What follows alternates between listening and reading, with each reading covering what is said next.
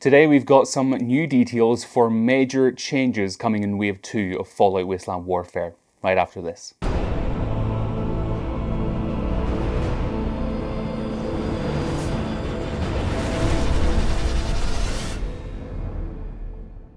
Hey everyone, Sam here from the Tabletop Hub, your one-stop shop for all things tabletop, and recently Modiphius announced some major changes on how they plan on executing Wave 2 of Fallout Wasteland Warfare. Now, Wasteland Warfare launched to quite a large degree of success, which was fantastic to see, but I think all of us, Modiphius included, recognised that there were some things that could have been avoided and could have been improved.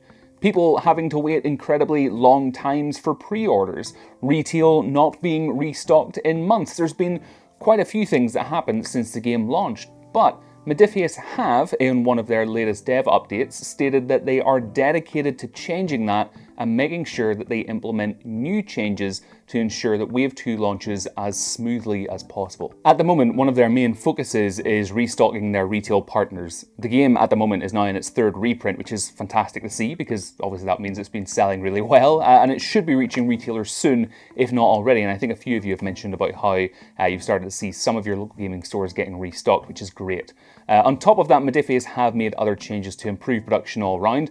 They've brought their own resin facility online, which will take over production of scenery, vehicles, and the larger pieces of the game. They've also begun work with a US-based factory so that they'll now have a production base on both sides of the Atlantic. And they've also changed how they'll be packaging products in Wave 2 as well. The main change that they will be implementing there is with the cards. So starting in Wave 2, cards will no longer be provided with the miniatures in the box. One of the biggest reasons for this is that the packaging of the cards in Wave 1 was one of the major reasons that shipping was delayed. And this is kind of understandable whenever you kind of look at all of it. The card shipment would have arrived to Modiphius, and then they've got to organise them into each box, and given the amount of pre-orders they had, it can become quite a time-consuming process, especially if you don't have a humongously large team and factory of people doing it as well.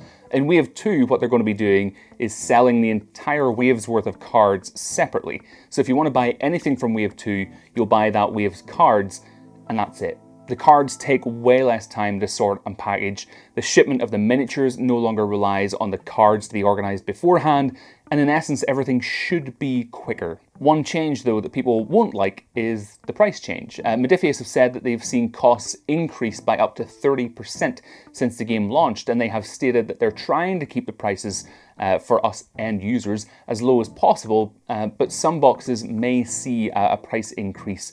Unfortunately, I think the settlement deck is one of the first ones that they've had to increase with that. But aside from all this, though, they did give us an update on the miniature side of things and what we can expect in Wave 2. The X01 power armor will be arriving with alternate armor and Nora or Nate heads, and a new dogmeat sculpt in his armoured suit too. As well as this, we'll also be getting our hands on the Mysterious Stranger, which the miniature for that looks really great. But folks, that is it. Wave 2 seems like it is just around the corner, and I'll be sure to keep you all up to date on all the news. So if you want to be notified of when my new videos go live, as well as keep up to date on my Wasteland Warfare painting guides and how-tos, simply hit the subscribe button down below. But until next time, have a great week, and I will of course speak to you all soon.